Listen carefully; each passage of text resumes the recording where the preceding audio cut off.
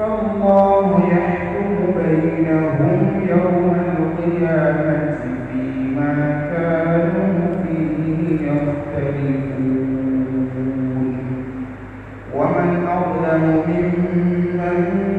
منع مساجد الله أن يذكر فيها اسمه وسعى في إقامتها أولئك ما كان لهم أن يدخلوها إلا خائفين لهم في الدنيا خزي ولهم في الآخرة عذاب عظيم ولله المشرق والمغرب فأينما تولوا فثم وجه الله إن الله واسع عليم وقالوا اتخذ الله ولدا سبحانه بل له ما في السماوات والأرض كل له قانتون بديع السماوات والأرض وإذا قضى أمرا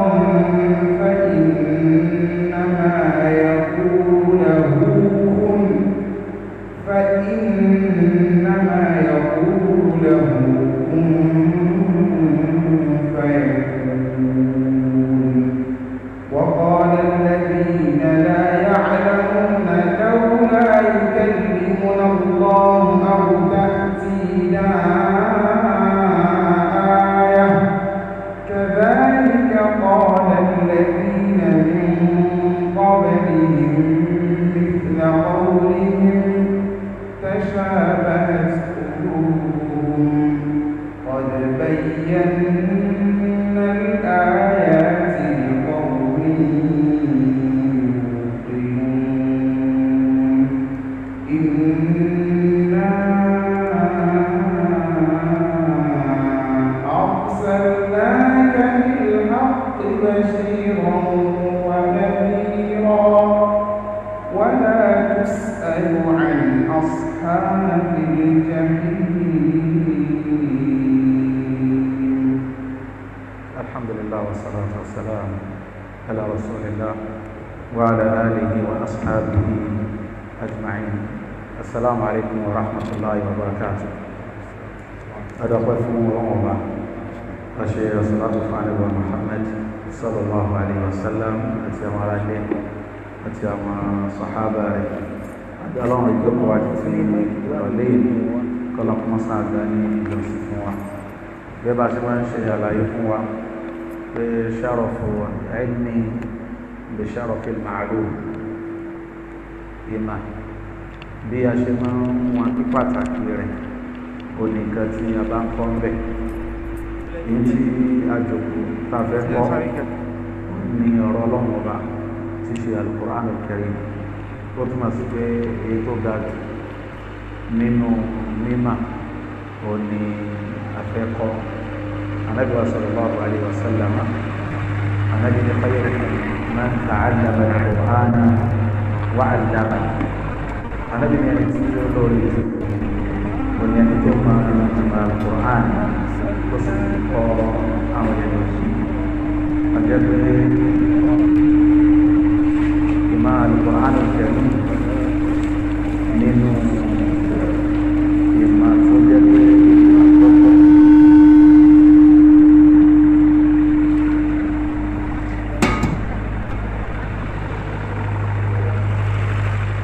ìmọ̀ Al-Qur'an Al-Karim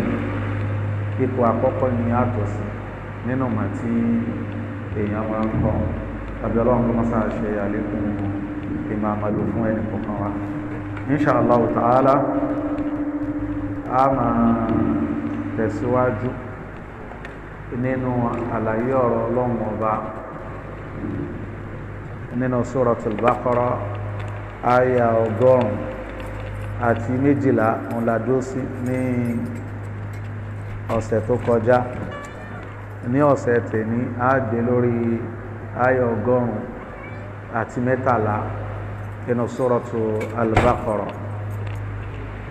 Àyá yìí ọlọ́ba fi ń ṣe àlàyé fún wa nípa ìṣesí àwọn Yahudi àti àwọn Nasara àti ìtakò àbí èyí tó wà nínú ọ̀rọ̀ nínú ìtakò ọ̀rọ̀ Ọlọ́run Ọba subhanahu wa ta'ala. Yahudi àti Nasara wọ́n ń takora wọn méjèèjì, ikọ̀ Yahudi ikọ̀ Nasara wọ́n wá jẹ́ olùyapa ọ̀rọ̀ Ọlọ́run. Eléyìí ni àlàyé tí Ọlọ́run bá ń ṣe fún wa àbí àṣírí tọ́lọ́run bá tún fún wa nínú àyá yìí, gẹ́gẹ́ bó ṣe jẹ́ pé ìṣesí gbogbo ẹ̀ tó bá takùtọ̀ Ọlọ́run Ọba ọ̀nà ẹ̀ ni kí èdè wọn kó má yédè, gẹ́gẹ́ bí Sheikhul Islam Ibn Taymiyyah rahimahullah gẹ́gẹ́ bá ṣe mú wá nípa àfáwà àgbà Al-Imam Ahmad. Wọ́n náà sọ pé àwọn Yahudi àti Nasara مختلفون في الكتاب مخالفون للكتاب مجمعون على مفارقة الكتاب. àwọn Yahudi àti Nasara مختلفون في الكتاب èyí tí ń bẹ nínú ọ̀rọ̀ Ọlọ́run Ọba nínú tírà àwọn méjèèjì, ìyapa pọ̀ tí wọ́n ṣe láàrin ara wọn lórí ẹ̀.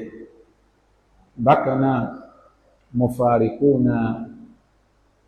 mukhalifuna lilkitab, Yahudi ń takun tó ń bẹ lọ́dọ̀ Nasara, Nasara ń takun tí ń bẹ lọ́dọ̀ Yahudi. Mujmi'una ala mufaraqati alkitab, ṣùgbọ́n tó ń tí bó jẹ́ pé wọ́n jọ takora wọn ẹnu wọ́n tún kò láti takò tírà Ọlọ́run Ọba. Ó túmọ̀ sí pé àdánwò tí Yahudi àti Nasara ní wọ́n ní nínú tírà wọn, wọ́n ní pẹ̀lú tírà tọ́lọ́run bá sọ̀kalẹ̀ fún Mùsá àti Ìsá, wọ́n tún wá ní pẹ̀lú al-Qur'anul Karim. Yahudi wọ́n níbi tí wọ́n ti yapa rẹ́gẹ́dẹ́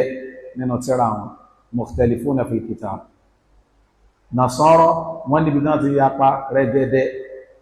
nínú tírà wọn. Bákan náà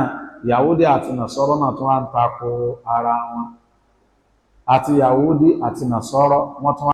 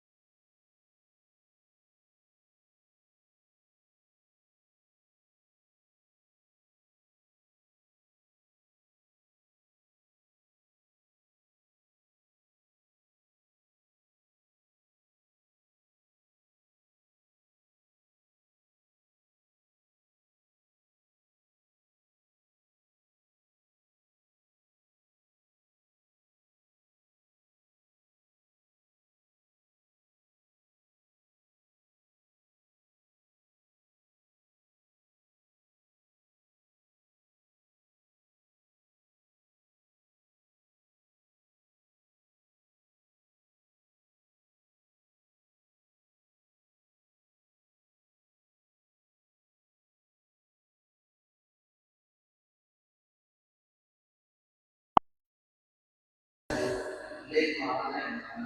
abẹ́lẹ́kọ̀ọ́ yẹn kú ikọ̀ Yahudi ikọ̀ Nasara àti ikọ̀ alladhina la ya'lamun hum al-mushrikun. Àwọn ẹlẹ́bọ 140 èyí tí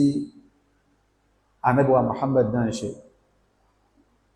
àwọn Yahudi 14 tí Nasara ń ṣe, Nasara 14 tí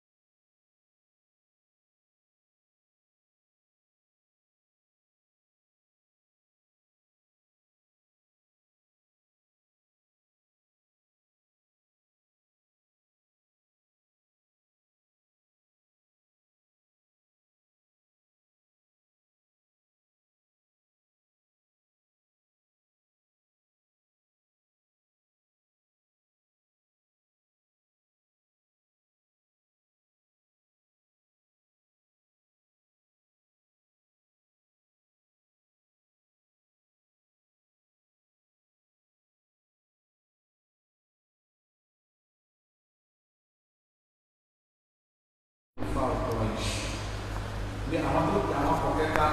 iná ni wọ́n ti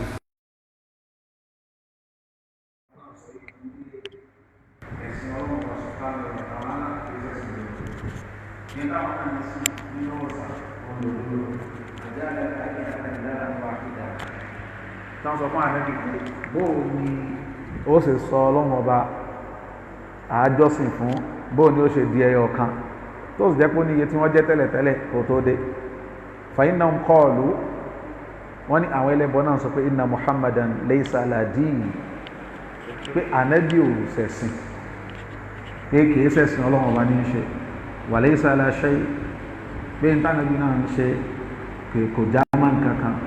wa qala ba'du mufassirin àrínú àwọn onímọ̀ tafsir táwọn náà sọ pé innahum umamun sabiqa pé àwọn tó lọ́wọ́ bá ń sọ níbi àwọn náà ní àwọn ìjọ kan tí wọ́n ti lọ adẹ̀rí inú àwọn onímọ̀ tí wọ́n sọ pé alladhina la ya'lamun àwọn tí wọ́n jẹ́ aláìmọ̀ kan oní innahum tawa'ifun minal yahudi wan nasara àwọn ikọ̀ kan nínú yahudi àti nasara ni ó túnmọ̀ sí pé ikọ̀ yahudi àwọn aláìmọ̀ kankan wọ́n wà láàrin wọn ikọ̀ nasara àwọn aláìmọ̀ kankan àwọn náà wà ní àárín wọn ọlọ́run ọba ní pé ọ̀rọ̀ tí àwọn aláìmọ̀kan ń sọ ọ wá ṣe déédé pẹ̀lú ọ̀rọ̀ àwọn tí wọ́n ní mímọ̀ láàrin nígbà tó jẹ́ pé ìfẹ́ inú ni àwọn tí wọ́n ní mímọ̀ èyí ni wọ́n fi ń sọ nǹkan tí wọ́n sọ tó bá rí bẹ́ẹ̀ tí ó bá ti di pé fẹ́ inú bá ti wọnú nǹkan ẹni tó mọ̀ àti ẹni tí ò mọ̀ ń wà dọ́jà náà eléyìí nìkan tí Allah subhanahu wa ta'ala tó sọ fún wa nínú àyà yìí náà ṣùgbọ́n kí ni òdodo ni pé dáwà Yahudi dáwà bàtìlà kílèmù Yahudi kílèmù tí ó correct ni bẹ́ẹ̀ náà ni kílèmù Nasara dáwà bàtìlà kílèmù tí ó correct òun kílèmù àwọn ẹlẹ́bọ náà àbáwọn kèfèrí Quraysh àbí ká sọ pé àwọn aláìmọ̀kan inú Ahlul Kitab àti nínú Yahudi àti Nasara ni gbogbo wọn pátá ikọ̀ mẹ́tẹ̀ẹ̀ta yìí orí kílèmù tí wọ́n wá orí kílèmù tí ó correct ni nítorí pé kí ni nítorí pé Ọlọ́hun Ọba subhanahu wa ta'ala ẹ̀sìn rẹ̀ ọ̀kan náà ni a jẹ́ pé in tó mú Yahudi yapa ìfẹ́ nù ni in tó mú Nasara yapa ìfẹ́ nù ni in tó mú àwọn ẹlẹ́bọ yapa àìmọ̀kan ni àìmọ̀kan ni ló mú àwọn ẹlẹ́bọ yapa torí pé umul ladina la ya'lamun àwọn òfẹ́ kan dá kan ni ṣùgbọ́n tíra wà lọ́dọ̀ àwọn Yahudi wọ́n yapa tíra Ọlọ́run Ọba tíra wà lọ́dọ̀ àwọn Nasara wọ́n yapa tíra Ọlọ́run Ọba ìní ọ̀rọ̀ alimami Ahmad tí mo mú wálẹ̀ kan pé alimami Ahmad alayhi rahmatullah ó ní mukhtalifuna fil kitab Yahudi àti Nasara tíra Ọlọ́run Ọba tó wà pẹ̀lú wọn wọ́n ń yapa lórí ẹ̀ wọ́n ń ṣe yapa lórí tírà Ọlọ́run Ọba bákan náà mufarikuna lil kitab èyí títí àwọn wa ń sọ èyí tó pè lódodo wọ́n kò mbẹ́ bákan náà mujmi'una ala mufaraqatil kitab ẹnu wọn wá kò pé tírà ẹyọ kan yìí o àtàwọn àti àníjọgbàjọ Yahudi èyí tó bẹ lọ́wọ́ wọn nínú tírà Ọlọ́run Ọba wọ́n ti yípo èyí tó bẹ lọ́wọ́ Nasara nínú tírà Ọlọ́run Ọba wọ́n ti yípo torí pé wọ́n yípo kò jẹ́ kán rí in tí Ànábì Ìsá mú wá kò jẹ́ kán rí lódodo ìyípo ló fà á bákan náà àwọn Yahudi náà torí pé àwọn náà ti yí tó ń bẹ nínú tírà wọ́n ti yípo kò jẹ́ kán gba èyí tí Ànábì Mùsá in tó mú wá Nasara ò gba ti Yahudi ò gba ti Nasara sọ́ọ̀sì kan náà sì ní tíratìlá Ọlọ́run Ọba ni ẹ̀kọ́ wò lákọ̀ ń bí ẹ̀kọ́ tá kọ́ ń bẹ̀ ni pé ìfẹ́ ẹnu tífẹ́ ẹnu bá ti wọ tọ́lọ́run mọ́yàn lọ́wọ́ èèyàn ní rí mànà ọ̀rọ̀ Ọlọ́run lè yóò máa ké ṣùgbọ́n kò ní jẹ́ sábà bí ìmọ̀nà fún yàn yóò kàn di wa adallahu Allahu ala ilmi èyí ó máa kà ṣùgbọ́n èèyàn ní rí mànà bẹ́ẹ̀ ló fi jẹ́ pé Ànábì wa sallallahu alaihi wasallam tábà rántí àdìsí Sunan Tirmidhi yẹn tánàbí wa sallallahu alaihi wasallam wọ́n ní Ànábì bá wọn sàábé ń sọ̀rọ̀ ń jọkan Ànábì wa ní hadha awanun yukhtalasu fihi al-ilm Ànábì ní àsìkò kan ń bọ̀ tí mo kú lórílẹ̀ lẹ́gbẹ́ kò ní sí ní màmá lórílẹ̀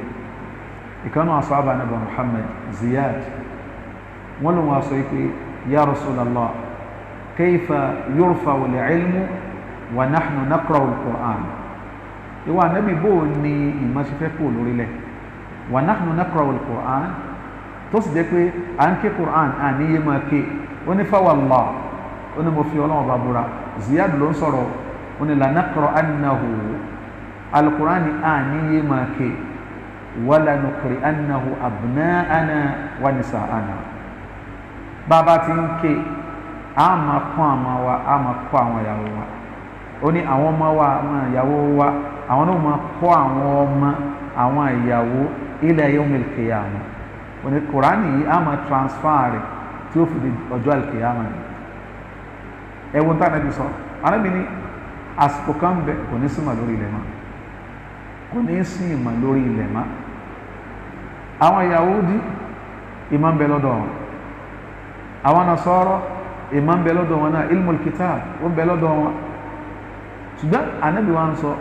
fáwa náà pé tó bá padà yá mo fẹ́ ká mọ̀ túmọ̀ pé kò sí mọ̀ lórí ilẹ̀ mọ́ ni o tó bá padà yá Ànábì ní kò ní sí màmá Ziyad ó wọ́n ní wà Ànábì bóun ní o ṣe ní sí màá ńlẹ̀ mọ́ a máa kí al-Qur'an a máa ké fún àwọn ọmọ wa àwọn ọmọ wa ló máa ké fún àwọn ọmọ wa àwọn ìyàwó wa náà a máa ké fún wọn àwọn náà máa ké tí ó fi di al-qiyama anabi ní sakilatika ummuka ya Ziyad anabi ní rẹ̀ Ziyad ojú sì gbà mí ti fún ìtumọ̀ sakilatika ummuka ó ní faqadatka ummuka pé ìyá rẹ̀ pàdánù rẹ̀ bí gbàtà bá sọ pé ṣé ìyá rẹ̀ bí ní ìbí èyí tí wọ́n gbà lérò pẹ̀lú ẹ̀ òun náà ni láti sọ pé ìwọ lágbájá ibi tí mo fi ọ sí ìbọn bẹ̀ èyí tó ń ṣe yìí ó jẹ́ nǹkan tí ìrètí irú ẹ̀ látọ̀dọ̀ ọrú rẹ̀ wọ́n náà bí ní sakilatika ummuka ya Ziyad ìrẹ́ Ziyad èyí tó ń ṣe yìí ó sì jábọ́ ibi tí mo fi ọ sí ìbọn bẹ̀ anabi ni nkuntu bó ti ẹ̀yẹ pé èmi ànẹ́bí la ó dùkà min fuqaha'i al-Madina anabi wọn wò pé tán bá sọ pé àwọn tọrọ Ọlọ́run yé nílùú Madina yìí pé nínú àwọn tó yé ìyẹn Ziyad wà ẹwọn tó sọ ẹwọn tó anabi sọ fún anabi wa ni àwọn Yahudi àti Nasara ṣé kò sí tírà lọ́wọ́ wọn ni ṣé àwọn Yahudi tí wọn máa ka tírà Ọlọ́run wọn sáwọn Nasara sàn máa ka tírà Ọlọ́run bá ní anabi ni fama yughnihi so yọ sí àlá in tó fà á tí Yahudi fi ń kọ̀ndẹ́mù Nasara àìní ìsọfún nítorí pé in tó wà nù tírà Nasara tírà wọn kọ̀nfàmù in tó fà á tí Nasara fi ń kọ̀ndẹ́mù Yahudi náà wọ́n foró yaró ni àìní ìsọfún nítorí tírà méjèèjì ọ̀dọ̀ Ọlọ́run ló ti wá kò dẹ̀ sí yapa ara wọn bẹ̀ èyí tó bẹnu tírà Yahudi ó wà confirmed nínú Bible èyí tó ń bẹ nínú Old Testament àbí New Testament òun náà confirm Bible náà confirm ẹ adé pé Taurata ó confirm Injil ó confirm Taurata sọ́ọ̀sì méjèèjì ọ̀dọ̀ Ọlọ́run ni àwọn ànábì méjèèjì ànábì Ọlọ́run ni wọn kí ló bá tí wọ́n mú ẹlẹ́yọ kọ̀ọ̀kan Yahudi mú Musa wọn takò Isa alayhi salam Nasara ní sẹ́ńtẹ́yìn náà ṣe nìyẹn ọ̀dà àwa náà kọ̀ndẹ́mù títí yín náà sọyìn tó fà á ò ní pé ìmọ̀ tí wọ́n ní kò wúlò nítorí pé ìfẹ́ ẹnu ti wọlé tí ìfẹ́ ẹnu bá ti wọnú mímọ̀ kò ní ṣàǹfààní fún mímọ̀ yóò kẹ́ni wà adallahu Allahu ala ilmi èyí ò ní mọ̀ ṣùgbọ́n kò ní ṣàǹfààní ìmọ̀ táwọn Yahudi ní yín tí wọ́n ń kà kò ṣe wọ́n láǹfààní àwọn Nasara náà yín tí wọ́n ń kà kò ṣe wọ́n láǹfààní Olúwa ní kadhalika qala alladhina la ya'lamuna mithla qawlihim bẹ́ẹ̀ náà ni àwọn aláìmọ̀kan nínú àwọn Quraysh bẹ́ẹ̀ náà ni àwọn aláìmọ̀kan nínú àwọn ẹlẹ́bọ bẹ́ẹ̀ náà ni àwọn náà ti ń sọ̀rọ̀ òdì sí ọ̀rọ̀ Ọlọ́run Ọba tó ń sọ̀rọ̀ òdì sí Ànábì wa Muhammad sallallahu alayhi wa sallam táwọn náà sọ pé ẹ̀sìn Islam kì í ṣẹ̀sìn Ọlọ́run ẹ̀kọ́ tá a kàn ń bí òní pé tífẹ̀ẹ́ inú tó bá ti wọnú mímà ìmọ̀ yóò kí ń ṣàǹfààní mọ́ nǹkan tí ó yẹ ká rí kó jẹ́ funfun àmọ́wárí ní dúdú nǹkan tó yẹ ká rí ní dúdú àmọ́wárí ní funfun kò sí tó ń jẹ́bẹ̀ ju alhawa ìfẹ́ inú òun ló jẹ́bẹ̀ adépẹ́ tí ò jẹ́ kí Yahudi ó rí tí ń bẹ lọ́dọ̀ Nasara ìfẹ́ inú ni èyí tí ò jẹ́ kí Nasara kó rí tó bẹ lọ́dọ̀ Yahudi ìfẹ́ inú ni bó tún ṣe wá di pé wọ́n wà lọ́tọ̀ọ̀tọ̀ gbogbo wọn náà tún wá papọ̀ lórí àti tako Islam lórí àti tako anabi wa Muhammad sallallahu alayhi wa sallam lọ́nà tó pé wà níbi tí wọ́n bá tako ẹ́ wọ́n ti takora wọn náà Yahudi ti tako Nasara Nasara ti tako Yahudi kadhalika qala alladhina la ya'lamuna mithla qawlihi olúwa ní àwọn ẹlẹ́bọ náà tí kankan ti ẹ̀yẹ ti wọn náà irú ọ̀rọ̀ táwọn eléyìí ń sọ ẹni àwọn ènìyàn náà ń sọ fallahu yahkumu baynahum àbí yawm al-qiyamah ọlọ́wọ́ bá ó dájọ́ láàrin wọn lọ́jọ́ al-qiyamah fima kanu fi yakhtalifun lórí nǹkan tí wọ́n yẹ palẹ̀ lórí náà èyí tí Yahudi ṣe nǹkan tí ò lẹ́tọ̀ọ́ ni ẹ̀ṣẹ̀ ni ìyapọ̀ Ọlọ́run ni èyí tí Nasara ṣe ìyapọ̀ Ọlọ́run ọba náà èyí táwọn ẹlẹ́bọ ṣe tí wọ́n ti ẹ̀ jìnnà àwọn ò tiẹ̀ mọ̀kànmọ̀kàn ló fi jẹ́ pé Sheikh Ibn Uthaymeen rahimahullah ta'ala ẹgbọ́n tí wọ́n sọ wọ́n ní amma da'wa al-yahud fa inna batila ala kulli takdir wọ́n ní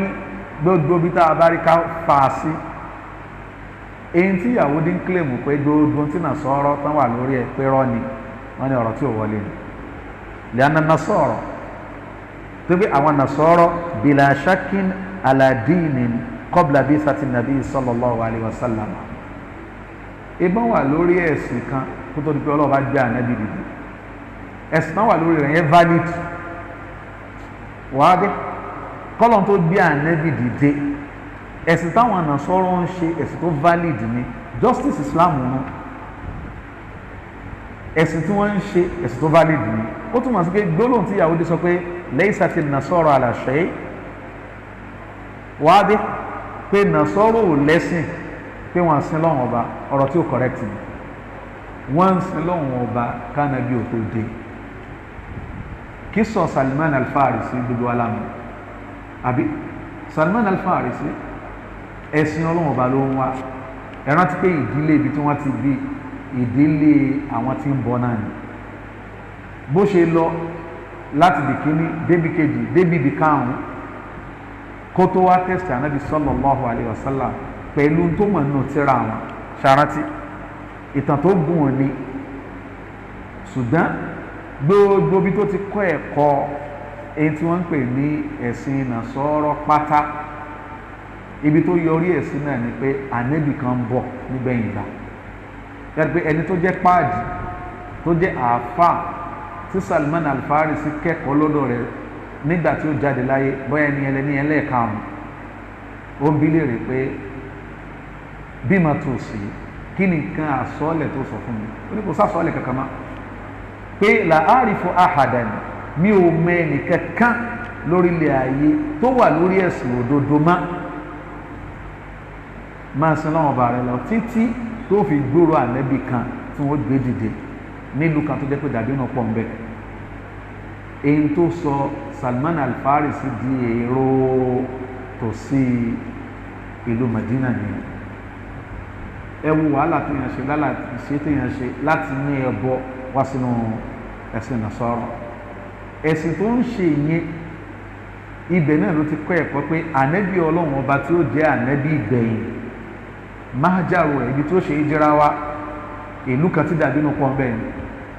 ló fi súnmọ́ tòsí Madina ìgbà tó rí pànábì dé ó tẹ̀sí ànábì wa Muhammad sallallahu alayhi wa sallam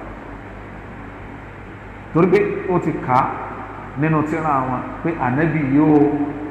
la yaqulu sadaqa kò ní máa jẹ sàárà wa yaqbalu alhadiyya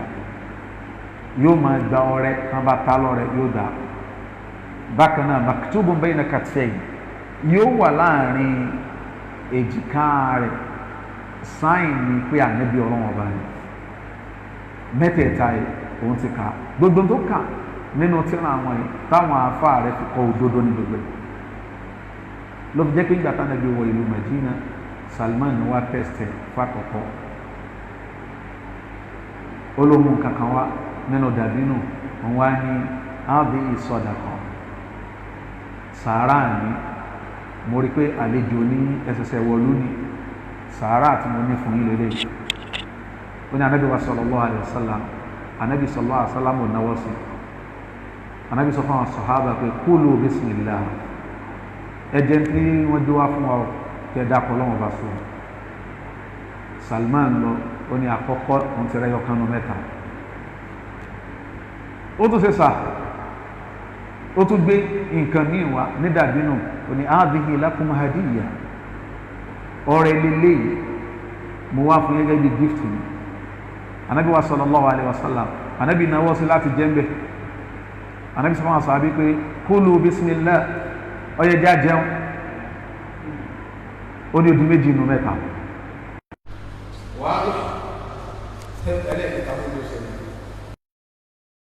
ẹlẹ́ẹ̀kẹta ń bùkátà pé kí Ànábì wa Muhammad sallallahu alaihi wasallam kásòókò níbi abala òkè ara rẹ̀ nígbàtà Ànábì rí nídìí rẹ̀ lẹ́lẹ́ẹ̀kẹta Ànábì mọ́mọ́ wá sí abala bí tí sign ìjánabi Ọlọ́run bá wà níbi ẹ̀gbẹ́ èjìká Ànábì sallallahu alaihi wasallam wọ́n ní ó súnmọ́ bí apá left níbi ọwọ́ òkè èjìká ó wá rí ó sì ṣàhádà ìjọ́nà lọ ó túnmọ̀ sí pé in tó wà lórí ẹ̀ kó tó di pé Ànábì Ọlọ́run bá dé orí ẹ̀sìn ni ó wà tẹ́nìkan bá sọ nísìn pé laysati an-nasara ala shay fàdáwà bàtìlà nítorí gbogbo tí Salman kójọ níjọ́ náà lọ́n tó fẹ́ fi fìdí ìjánẹbí Ọlọ́run ọba Ànábì múlẹ̀ òdodo ni ẹ̀sìn náà sì níjọ́ náà lọ́n ìní Sheikh náà sọ pé li'anna an-nasara bila shakkin ala dini qabla bi'thati an-nabi sallallahu alaihi wasallam àwọn Nasara ẹ̀sìn tán ń ṣe kánàbí ò tó dé ẹ̀sìn tó valid ni واضح نعم وما دعوى النصارى في اليهود wọ́n ní ṣùgbọ́n dáwà àwọn Nasara nípa àwọn Yahudi fahakun wọ́n ní òdodo lòun tẹ̀ tá bá gba ojú kan tá bá gbà ó bó lọ sí òdodo ni wípé nínú gbígbà Ànábì wa Mùsá gbọ́ òní gbígbà Ìsá gbọ́ ojú ọ̀nà tí ṣe kò fi tún nìyẹn wáadih nínú gbígbà Ànábì wa Ìsá alayhi salam gbọ́ òní ká gba Mùsá gbọ́ tayyib adé pé tí Nasara bá sọ pé look ẹ̀ẹ̀sẹ̀ sí ọ gbogbo ẹ̀tẹ̀lé tí Mùsá mú wá tó bí nínú tí Mùsá mú wá òní ká gba Ànábì wa gbọ́ Nasara sọ bá a jẹ́ pé lójú ọ̀nà yẹn dáwà àti ti Nasara kílèmù Nasara lórí Yahudi hakun ṣùgbọ́n kílèmù Yahudi lórí Nasara bá ti lòun tẹ̀ àti orí ojú ọ̀nà yẹn tàbí ká sọ wípé kílèmù tí Nasara ń kílèmù lórí Yahudi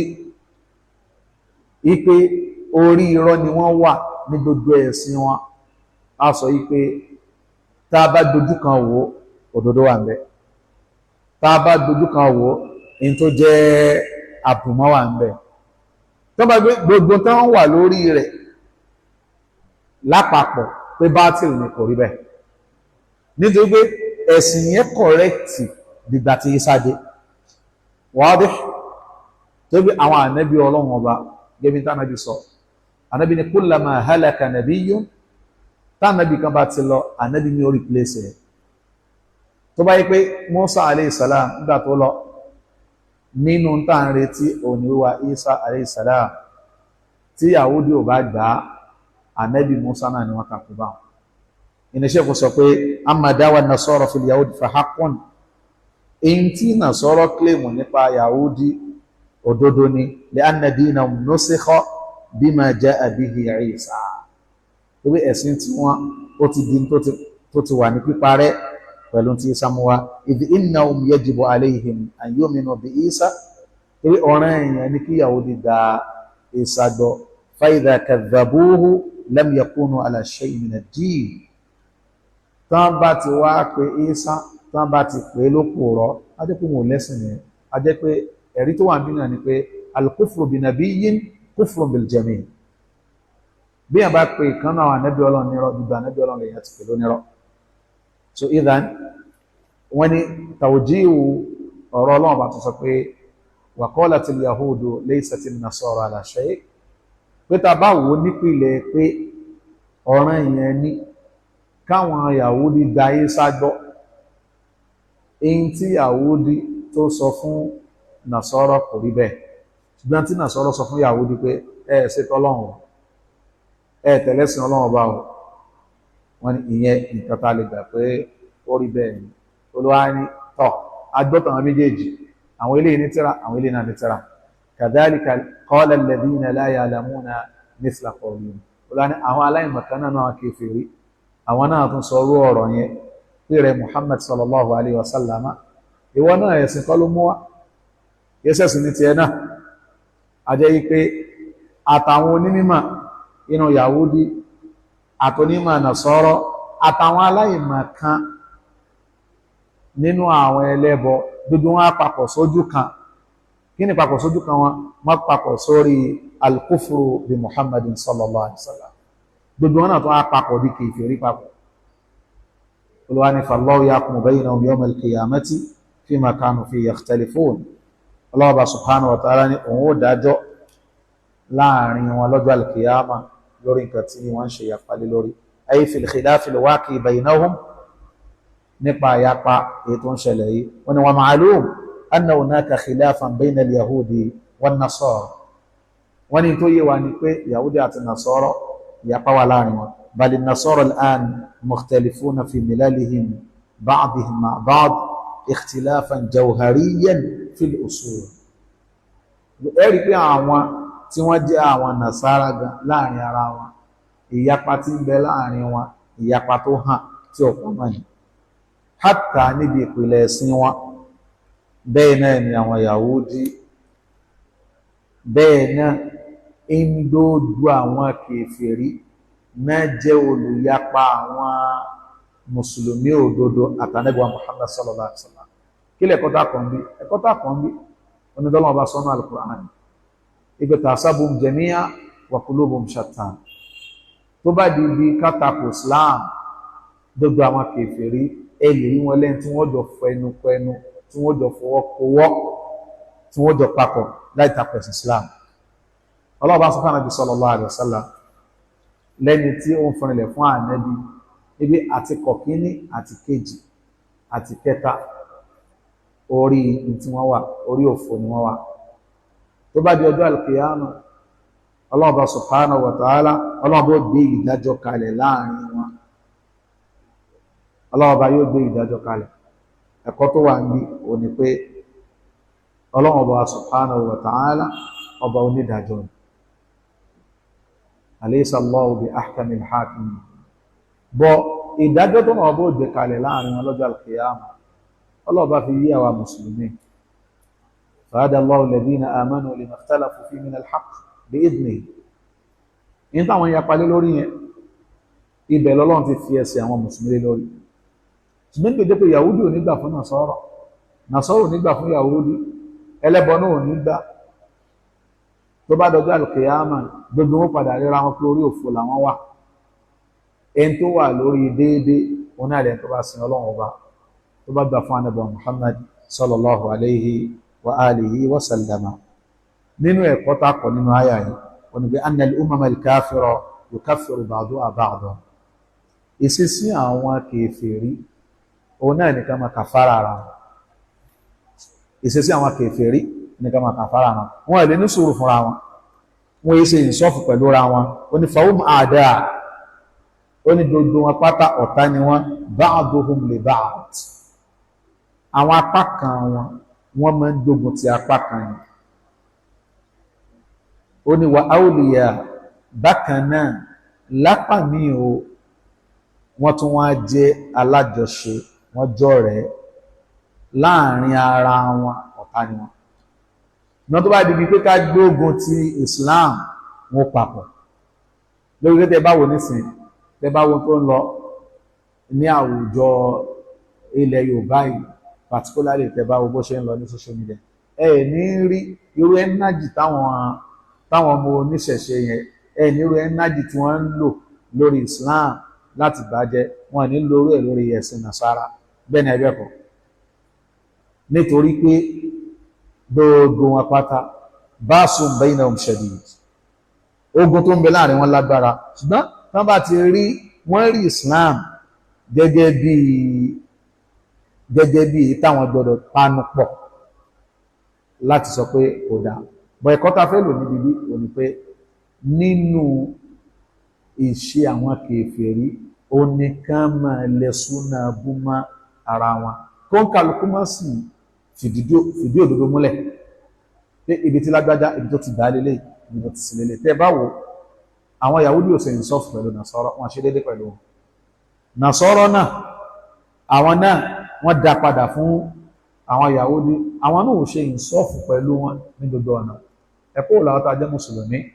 ẹ̀kọ́ wo láàmú bẹ́ẹ̀? ẹ̀kọ́ tá à mú bẹ̀ ni pé àwa tá a jẹ́ mùsùlùmí a gbọ́dọ̀ kọ́ irú ìwà yẹn lára wọn, a gbọ́dọ̀ kọ́ ìwà pé ká má ṣe insaf, ká má ṣe déédéé pẹ̀lú àwọn èèyàn. Yahudi ò ṣe insaf pẹ̀lú Nasara, wọn ṣe déédéé pẹ̀lú Nasara, náà ò ṣe insaf pẹ̀lú àwọn Yahudi. Mùsùlùmí àwa gbọ́dọ̀ ṣe insaf pẹ̀lú ara wa. kí lọ́lọ́ bá sọ fún ọ́nà al-Qur'an, ọlọ́bá ni wala yajrimannakum shana'anu qawmin ala alla ta'dilu i'dilu huwa aqrabu lit-taqwa. Olúwa ní ìbínú, ìkórira, àìfẹ́ rí tẹ́ẹ̀fẹ́ rí àwọn èèyàn kan, ẹ má jẹ́ kó jẹ́ pé yóò tì yín lọ sí pé ẹni ṣe déédé pẹ̀lú wọn. Olúwa ní i'dilu, ẹ ṣe déédé, huwa aqrabu lit-taqwa. Olúwa ní déédé yẹn ni ló súnmọ́ ìpayọ̀ Ọlọ́run. Nígbà pé ìpayọ̀ Ọlọ́run ìbádà qalbiyya, iṣẹ́ náà kan ní a sì lè rí, ṣùgbọ́n bá a bá lè fojú rí ẹntà bá rí tí ń ṣe déédé, tí ń sọ déédé, a ti mọ̀ pé irú ẹni bẹ́ẹ̀ ìpayọ̀ Ọlọ́run bá wà lọ́kàn rẹ̀. ẹ̀rípa Ànábì wa Muhammad sallallahu alaihi wasallam, Ànábì sọ fún wa pé thalathun munjiyat, nǹkan mẹ́ta ní máa ń ṣe sábàbí tọ́mọ nìyàn fi máa ń là níbi ìbínú Ọlọ́run láyé,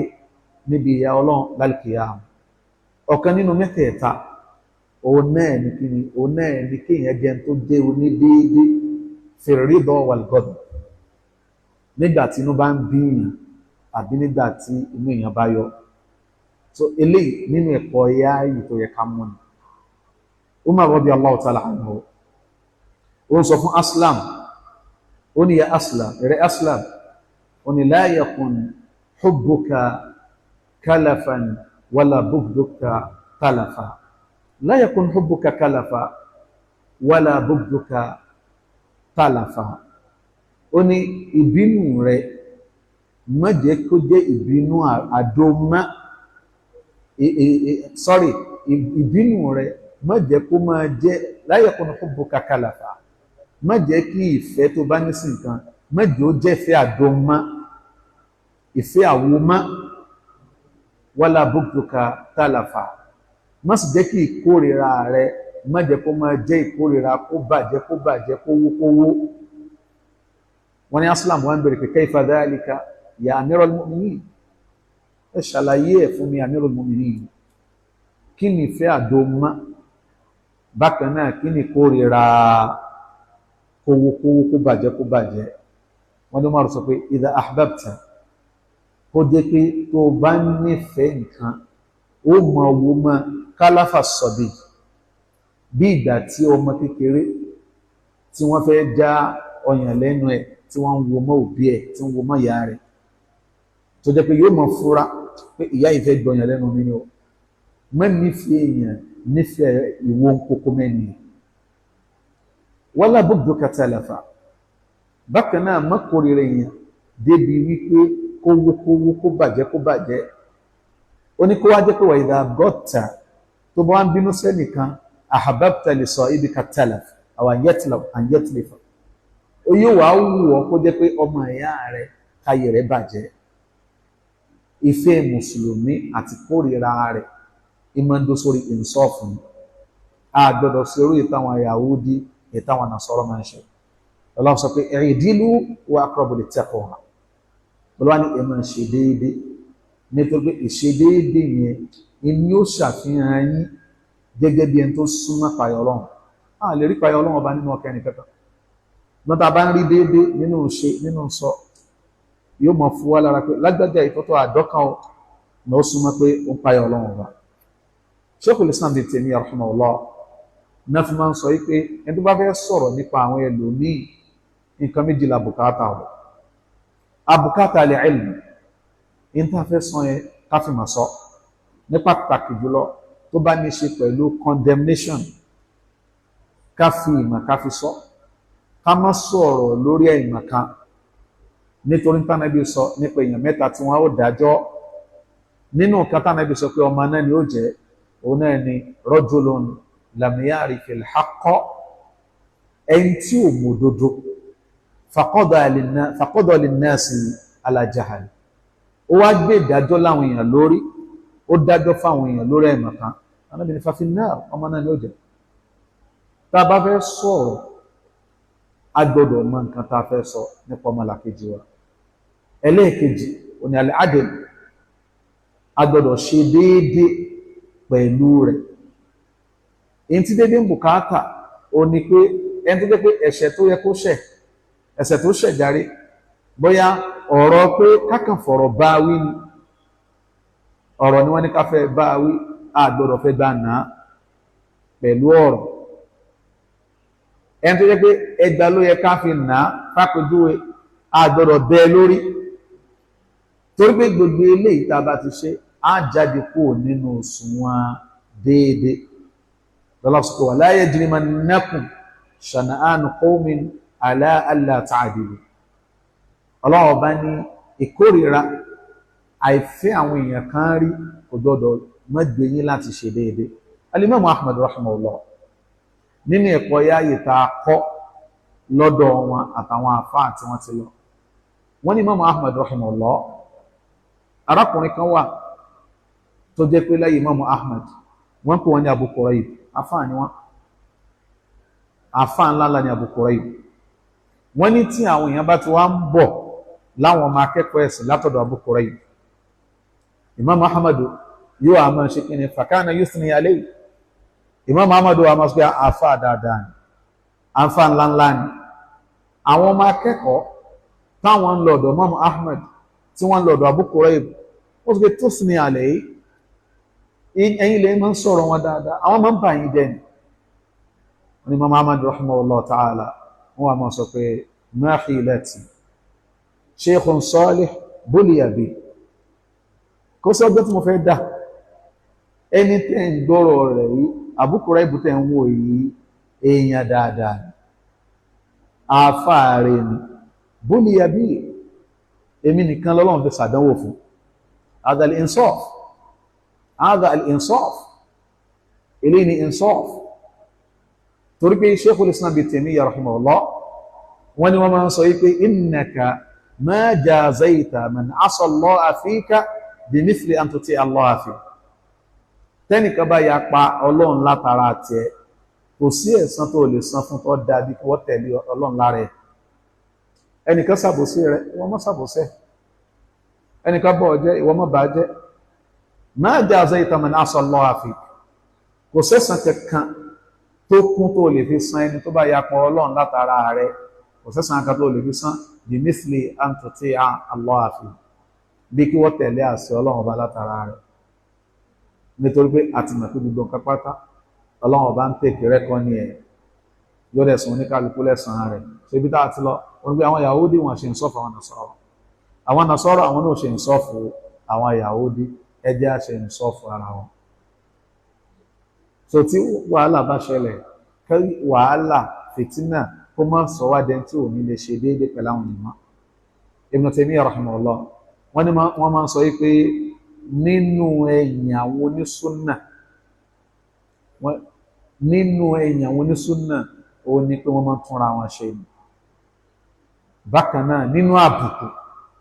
àwọn oníbídà, àwọn onífẹ̀ẹ́nú ní pé yukaffiru ba'duhum ba'dan, tó bá ti lélẹ̀ ń kéfèrí báyìí yóò lẹ́wọ́n náà kéfèrí padà. Lọ́jọ́ pé tẹ́nìkan bá wà bold láti pọ̀ ọmọ ìyá rẹ̀ ní kéfèrí, àbí láti pọ̀ ọmọ ìyá rẹ̀ tán jọ́ sí súnà lóní bídà, tẹ́ni ò bá dá padà fún kó mọ̀ rò pé ẹni ẹyẹ ọ̀lẹ. Ìyẹn kan sì ń sọ́ọ̀fù pẹ̀lú ẹ̀ bí wọ́n sì ń ṣe yìí, kò lè jẹ́ pé èmi wọ̀n fún ọ pẹ̀lú dátọ̀ fi wọ̀n tó tó bá wọn bá wọn yóò máa jẹ́ ìwọ̀n ìfẹ́ ẹnu. Tẹ báwo nísìn tẹ́nìkan bá pèèyàn ní mọ̀tẹ́dẹ̀,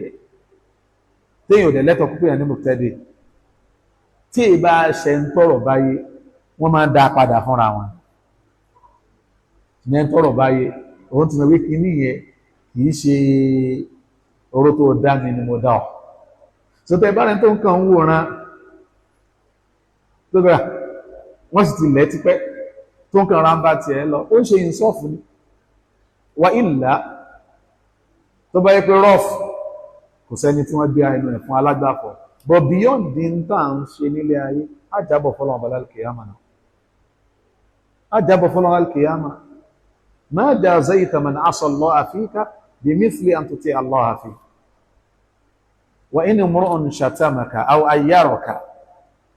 bima laysa fika fala tu'ayyirhu bima fihi aw kama fil asar. Wọ́n ní tí ẹnìkan tó bá bú ọ àbí ó ń tàbùkù rẹ pẹ̀lú tí ò sí pẹ̀lú rẹ, tí ò sí lọ́dọ̀ ẹ̀, tí ò sí nù sí rẹ, wọ́n tí wọ́n bá máa tí máa ṣe tó kù díẹ̀ káàtó nínú ẹ̀kọ́ yáyì ni pé ó lè má lọ ọbẹ̀ tó bá jẹ́ pọ̀rọ̀ personality ni. Bọ́ ẹ̀sìn Ọlọ́run ọba yansau ba'duna ba'da, torí pé tọ́lọ́run ọba kọ̀ wá láṣẹ ni wa nushu li kulli muslim. Mùsùlùmí máa ń ṣe nà sí àfúnra wọn, ṣùgbọ́n nà sí àyẹn náà káwa náà má gògèrè kọjá ewé bí àwọn Yahudi tó jẹ́ pé wọ́n ṣe ìsọ́fù pẹ̀lú àwọn Nasara, wọn ni laysati Nasara ala shay'in,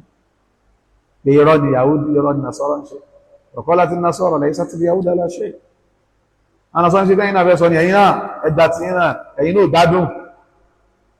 Wọ́n ni kadhalika qala alladhina la ya'lamuna mithla qawlihi. Wọ́n ni àwọn tọ́rọ òye náà báwọn náà ṣe ń párọ̀ tí àwọn ìkọ̀kíní ìkọ̀kejì ń sọ, òní al-muhimmu al-insaf. So kí a ṣe insaf nǹkan tó ṣe pàtàkì òun ni. So bákan náà áyà yìí ó ń ṣàlàyé fún wa pé gbogbo ẹni tó bá mọ òdodo tífẹ̀ẹ́ inú bá wọbẹ̀ máa lọ́wọ́ ló bá yẹ ṣàlàyé òun àtàláìmọ̀ kan wọ́n padà jọ dọ́gba. Ṣé àgbé nísìnyí ìgbà tí àwọn Yahudi àti Nasara tí wọ́n mọ ọ̀nà òdodo tí wọ́n wá kọ̀yìn síbẹ̀, wọ́n padà lọ papọ̀ pẹ̀lú àwọn ẹlẹ́bọ táwọn jáláìmọ̀ kan. A'udhu billahi an akuna minal jahilin. Gbogbo ẹni tó náà bá jẹ́ ẹni tó ní mímọ̀ kó máa ṣọ́ra nínú ṣe, nínú sọ, nínú àdìsọ́kàn, kò ní jẹ́ ẹni tí ó pọ́n mímọ̀ lé kéèyàn àtàláìmọ̀ kan padà jọ lọ bára wọn níbi kan náà. Nítorí kíni? Nítorí ìfẹ́nu. Nítorí kíni? Nítorí ìkórìíra. Tó bí in tó jẹ́ kí Yahudi àti Nasara kán padà lọ pàdé pẹ̀lú àwọn aláìmọ̀ kan àìṣe ìsọ́fù. Tó bá jẹ́ pé Nasara bá ṣe ìsọ́fù Yahudi, wọ́n lè ṣe ìsọ́fù Ànábì wa Muhammad sallallahu alaihi wasallam. Bọ̀ ìkanra pé àwọn Yahudi ò ṣe ìsọ́fù fún àná, àwọn ò ṣe ìsọ́fù Muhammad. Gbogbo wọn náà wá padà papọ̀ lórí àìṣe insaf fún ẹnìkankan lórí òdodo má. Eléyìí nínú mistake tó lágbára òun ni. Bákan náà nínú ẹ̀kọ́ tá kọ́nù àyà yìí ó ní pé Ọlọ́run ọba subhanahu wa ta'ala, Ọlọ́run ọba onídàájọ́ ni, pẹ̀lú gbólóhùn pé wallahu yahkumu baynahum, pé Ọlọ́run ọba ó dájọ́ láàrin gbogbo wọn. Àwọn àfọ́ onímọ̀ wọn ni hukmullahi ta'ala, ìdájọ́ Ọlọ́run ọba ila salasati aqsam, ọ̀nà mẹ́ta ló pín sí. A ní hukmun shar'iyyun àti hukmun qawniyyun àti hukmun jaza'iyyun. Ló bá ní ìdájọ́ Ọlọ́run ọ̀nà mẹ́ta ni. Hukmun shar'i, ìdájọ́ sharia. Ẹlẹ́ẹ̀kejì hukmun qawniyyun, ìdájọ́ ètò bọ́lọ̀ ń ṣe gbáyé kalẹ̀. Kílẹ̀ lẹ́ẹ̀kẹta hukmun jaza'iyyun, àti ìdájọ́ ẹ̀san. Fal-hukmu shar'i, ìdájọ́ títí sharia, onítọ́lọ̀ ọba subhanahu wa ta'ala sọ fún wa pé dhalikum hukmullah, eléyìí ni ìdájọ́ Ọlọ́run ọba yahkumu baynakum. Àwọn obìnrin tó jẹ́ pé wọ́n kú lọ́dọ̀ àwọn ọkọ tó jẹ́ kèfèrí wá sáàrin ẹ̀yin mùsùlùmí tán bá ti jura wọn lẹ̀ fún tọ́lọ́run tànẹ́bí tẹ́ ẹ̀dá wọn padà mọ́ o, tẹ́ bá fẹ́ fẹ́ wọn báyìí lè tó tẹ́ẹ̀sẹ̀ lórí wọn. Kí lọ́nà bá sọ nípa rẹ̀? Ó ní dhalikum hukmullah yahkumu baynakum, ìdájọ́ Ọlọ́run tó gbé kalẹ̀ fún yín ìyẹn ni hukmun shar'iyyun wadih. Wal hukmu al-qawni, hukmu al-qawni bọ́lọ̀ ọba ṣe ṣètò bó ṣe pè bùbù.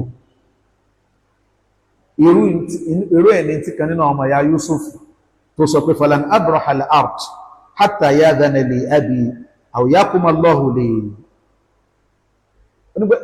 Èmi ò lè wálé oyin lè tẹ́lé lọ́dọ̀ bàbá wa mọ́ tó orí ẹ̀ṣà fi ní ilẹ̀ kí n máa rìn kí títí tó fi jẹ́ pé in tó lọ́n bá fẹ́ ó ṣẹlẹ̀ sí yóò lè ṣẹlẹ̀ ọ̀ yàní hukmu níbi ẹ̀rọ kan láti bá kú al-hukmu al-qawli pé àgbékalẹ̀ ọlọ́run ọba bó bá bẹ́ ṣẹlẹ̀ tọ́ kákórí ibi tí máa tán sí náà ní èmi ò tún ní padà lọ lé padà mọ́ lọ sọ fún bá wa pé àtúnrọmọ rẹ̀ kejì èmi ò ní ṣe bẹ́ẹ̀ wadih wal-hukmu al-jazai ó ní èyí tó wà nínú àyà yìí al-hukmu al-jazai ọ̀dọ̀ ọlọ́run ọba ló wà wadih ọ̀dọ̀ ọlọ́run ọba ló wà tí ó bẹ́ tàbí Allah yahkum baynahum yawm al-qiyamah kẹ́ni kó má lọ gbé yẹ́sí pé obìnrin pé ká má gbé ìdájọ́ lera wa lórí wọn a máa gbé ìdájọ́ lẹ́yìn lórí wọn al-hukmu ash-shar'i ghayru li-hukmi al-jazai wadih tó bí ẹlòmíì ìṣẹ́mà yóò kàn máa yà yóò kàn máa kẹnu bọ̀ ẹni àwọn onípe ìbọ́lọ̀ ọba náà sọ fallahu yahkum baynahum yawm al-qiyamati fima kanu fihi yakhtalifun ẹ̀fẹ́ ọlọ́gbẹ́ ẹ̀ má gbẹ̀yìn má gbẹ̀yìn nìkan ní sófì ẹnìkan ní kí everybody lẹ́ man amila amalan laysa alayhi amruna fahuwa raddun hukmu nìyẹn al-hukmu ash-shar'i a lè gbé lórí ìṣe èèyàn ká ní al-ihtifalu bil mawlid an-nabawi kíyàn máa ṣe mọ́lídì ànábì o àdádálẹ̀ ni a lè gbé dájọ́ al-hukmu kí ni ash-shar'i pé hukmu sharia o ni pé man amila amalan laysa alayhi amruna fahuwa raddun al-hukmu ash-shar'i ni wal-hukmu ash-shar'i ghayru al-hukmi al-jazai hukmu ash-shar'i ó yàtọ̀ sí al-hukmu al-jazai al-hukmu al-jazai ọ̀dọ̀ Ọlọ́run bá nìyẹn wà ṣe rí kéèyàn gbọ́ abala yíyé yóò fìyàn lọ́kàn balẹ̀ dáadáa ní pàtàkì jùlọ láti gbọ́ àgbọ́yé manhaj àwọn Ahlus-Sunnah wal Jamā'ah fápẹ́jú ní Ànábì wa sallallahu alaihi wasallam nígbà tí Ànábì sọ pé ikhtalafatil yahud ila 72 milla àwọn Yahudi wọ́n pín sí ila 71 milla aw firqa àwọn Yahudi wọ́n ti pín sí 71 àwọn Nasara wọ́n ti pín sí 72 àbí wọ́n ní wasatakhtalifu ummati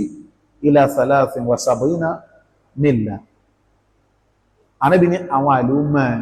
wọ́n pín sí 73 wọ́n ní kulluha finnar kulluha finnar gbogbo ìpátá inú náà ní lọ ibi tẹ́lómi ti lálàṣẹ nù pé hukmu shar'i ó ní al-hukmu al-jazai ìyẹn dọ̀dọ̀ Ọlọ́run ọba wadih bó ṣe wá lọ́nà Ibn Taymiyyah ní kò sí tó lé bí àdísì yẹn bá a ṣe gbọ́mà asfala min al-ka'bayn min al-izari fa fi an-nar pé gbogbo aṣọ tọkùnrin bá ti dá tó bá kọjá kókósẹ̀ lọ́kùnrin o inú náà ni so al-hukmu ash-shar'i nù al-hukmu ash-shar'i pé èyí tí ṣẹ̀rí à pè ní ìdájọ́ nǹkan yìí haram ni o ẹ̀ṣẹ̀ ńlá ni o torí pé níta fi máa ń mọ̀ pé nǹkan haram ni ẹ̀ṣẹ̀ ńlá nìkan o ní kí ni o ní al-wa'id kan sọ pé ẹni tó bá ṣe nǹkan báyìí ìyà ńlá báyìí ni ó jẹ́ bóyá ìyà jahannama àbí àsáré àbí kan sọ pé ìbínú Ọlọ́run làánà wà lórí ẹ̀ gbogbo náà wá pé làánà Allahul wasila pé gbogbo ẹni tí ń firun kírun ẹni tí bá wọn fi kún wọn wà lábẹ́ ìbínú Ọlọ́run pé torí Ọlọ́run àfà ẹ̀sìn yẹ nìkan kó onú kí Ọlọ́run ẹni fi sínú ìbínú rẹ̀ al-hukmu ash-shar'i òní ẹ pé ní tí wọ́n ń ṣe o nǹkan èèwọ̀ tó jẹ́ pé ẹni tó bá ń ṣe ó ti fa ìbínú Ọlọ́run lẹ́rẹ̀ lórí al-hukmu al-jazai ìbínú Ọlọ́run yẹn tí yóò sọ̀kalẹ̀ lẹ́ni yẹn lórí lálkìyàmà àkídà Ahlus-Sunnah wal Jamā'ah onígbé tó bá jẹ́ mùsùlùmí á fi yẹn lẹ̀ sáàrin wọn àtọba dẹ́dà ni wādih ló jẹ́ pé al-hukmu ash-shar'i ó yàtọ̀ sí al-hukmu al-jazai al-jazaa ọ̀dọ̀ Ọlọ́run ọba nìyẹn wa ṣùgbọ́n al-hukmu ash-shar'i ó lè wà nílé ayé wādih ló jẹ́ pé tí hukmu ash-shar'i lórí ẹnìkan tó bá rọ́ǹgì hukumul jaza'i ò ní rọ́ǹgì tó gbé rabbuna ahkamul hakimin. wọ́n lè ṣèdájọ́ léèyàn lórí tí ó sì sọ́fà ẹ̀ nílé ayé bẹ́ẹ̀ ni ẹgbẹ́ kọ́ ẹ jẹ́ fún alákòójú ẹ̀ kan ẹ jẹ́ fún wa ní àpèjú rẹ̀ láyé Usman radiyallahu anhu arákùnrin kan wá bá Usman ó ní rẹ̀ Usman ìyàwó mi oṣù mẹ́fà pé báyìí ìyàwó mi bímọ tí mo ẹ̀ṣẹ̀ fẹ́. Usman ní ká lọ pọ̀ obìnrin wọn pè wá nígbà tí wọ́n pè wá Usman wò pé báwo ni ẹ ṣe fẹ́ bímọ láàrin oṣù mẹ́fà in tó túmọ̀ sí náà ni pé obìnrin yìí ó ti ṣe bàjẹ́. wọ́n ní ká lọ ṣèdájọ́ fún Ali wá gbọ́ Ali wá dé Ali ní ìdájọ́ rẹ̀ ní ká lọ ṣe fún ṣe bí Ọlọ́run bá subhanahu wa ta'ala sọ́nà al-Qur'an pé wa hamluhu wa fisaluhu 30 shahran àtoyún àti títọ́ ọdún oṣù ní gbogbo ẹ̀ Al-Qur'an sọ bẹ́ẹ̀ àbí kò sọ bẹ́ẹ̀ wa hamluhu wa fisaluhu 30 shahran àti títọ́ àtoyún kíni oṣù ọgbọ̀n sì ń jẹ́ ọdún méjì àtòṣù mẹ́fà bẹ́ẹ̀ ni ẹ̀bẹ́ kọ́ ó wá ní ṣe bí inú Suratul Baqara ọlọ́bá ni wal walidatu yurdi'na awladahunna hawlayni kamilayn liman arada an yutimma ar-rida'a ọlọ́bá ní gbogbo àwọn bàbá lọ́mọ gbogbo àwọn ìyá lọ́mọ wọn ò mọ̀ fún ọmọ wọn ní ọyàn fún odidi ọdún méjì ẹni tó bá fẹ́ fún ọmọ lọ́yàn pé tó bá fẹ́ ṣe dojú excellent ọdún méjì ni Ali ní radiyallahu anhu ó ní tá bá yọ ọdún méjì tọ́mà ya subhanallah Ọlọ́run sì sọ pé àti títọ́ àti àtoyún Ọlọ́run bá pè ní ọdún oṣù 30 months tẹ́ bá yọ ọdún méjì tọ́mọ tẹ́ bá yọ sángílítì mélòó ló kún lẹ̀ Usman ní ayò à bẹ́ẹ̀ mọ̀ ní wàláhì nígbà tí wọ́n fi lọ trace obìnrin wọn ti dájọ́ lé lórí. ó gbọ́n pé al-hukmu ash-shar'i khata ò lè wà nínú rẹ̀ tó bá jẹ́ kó bá ijtihad wà lọ́dọ̀ hakim bẹ́ẹ̀ ni ẹbẹ́ kọ́ al-hukmu ash-shar'i sẹ́gbẹ́ idha hakama al-hakim nítorí gbàlẹ́ pẹ̀lú hukmu ash-shar'i níbẹ̀ yẹn ó ní ijtihadu al-hakim tó wí hadha huwa al-hukm lórí ẹ̀ pé adájọ́ ó dájọ́ pé nǹkan báyìí ló ń rò pé ó jẹ́ dájọ́ tó yẹ kíkiri ìgbà tó bá bọ́ sí mistake lọ́dọ̀ Ọlọ́run ọba kò ní bọ́ sí mistake níbi al-hukmul jaza'i tó bí Ọlọ́run ọba subhanahu wa ta'ala yahkumu baynahum ló fi jẹ́ pé inú nǹkan tó yàn máa bẹ̀ lọ́n gẹ́bà nàbọ̀ Muhammad náà ṣe máa bẹ̀ lọ́n Allahumma rabba Jibril wa Mika'il wa Israfil fatira as-samawati wal ard alima al-ghaybi wash-shahada anta tahkum bayna ibadika fima kanu fihi yakhtalifun ihdini lima ikhtalafa fihi min al-haqqi bi'idhnika innaka tahdi man tasha'u ila siratin mustaqim. ó tún sọ pé Ọlọ́run bó tún dá kí là ń sọ al-hukmul jaza'i èèyàn méjì jọ lè pàdé ara wọn níwájú Ọlọ́run ọba tó jẹ́ pé wọ́n lálàṣẹ ara wọn lé ayé ó sì padà jẹ́ ní kẹwàjú Ọlọ́run ìyẹn ní máa ń fi èmi lọ́kàn balẹ̀ nígbà míì tó bá jẹ́ pé àwọn tó jẹ́ pé a mọ̀ rí pé dáadáa lọ́jọ́ gbà lérò tó bá jẹ́ pé náwó bíi lálàṣẹ ara ẹni àbí ìṣe àìṣe ìsọ̀fẹ́ láàrin nínú ìkẹ́mọ́ pé tọ́ kápẹ́ hukumu rẹ nípa ọmọ ìyá rẹ nìyẹn tó bá ṣe mistake nípa tó rò pé ó jẹ́ hukumu shar'i lórí ẹ̀ al-hukmul jaza'i Ọlọ́run ò ní ṣe mistake yẹn wàá bẹ́ àwọn nǹkan àwọn kan tó clear ni tó jẹ́ pé ó yẹ kí èèyàn máa rí caution bẹ́ẹ̀ wàláhì ó sì yẹ kí èèyàn máa rí hope náà bẹ́ẹ̀ méjèèjì ló wà ń bẹ́ẹ̀ caution wà ń bẹ́ẹ̀ pé bí n fara balẹ̀ o kọ́mọ̀ pé màá dájọ́ kan màá pè ní ìdájọ́ Ọlọ́run ọba o Ọlọ́run mọ́ sọ fún mi pé kadhabta pé òkúrọ́ ní ìdájọ́ mi kọ́ ni bákan náà o ni pé ẹni tó lọ́wọ́ bá ń fẹ́ tí a bá lọ ṣe mistake lálàṣẹ ẹ̀ tí a náà tó wá tàtàrà rẹ̀ náà kàn bínú ọlọ́nkọ́ mọ̀nádàálí wàlíyà bọ́ àwọn kìíní ibi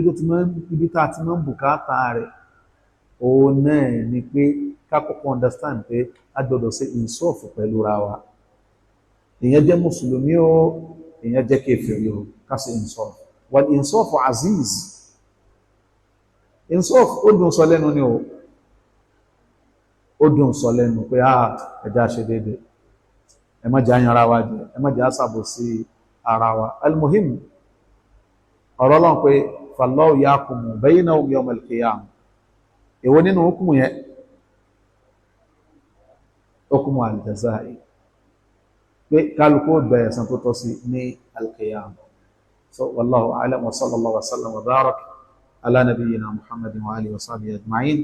subhanaka allahumma wa bihamdika ashhadu an la ilaha illa anta astaghfiruka wa atubu ilayk assalamu alaykum wa rahmatullahi wa barakatuh.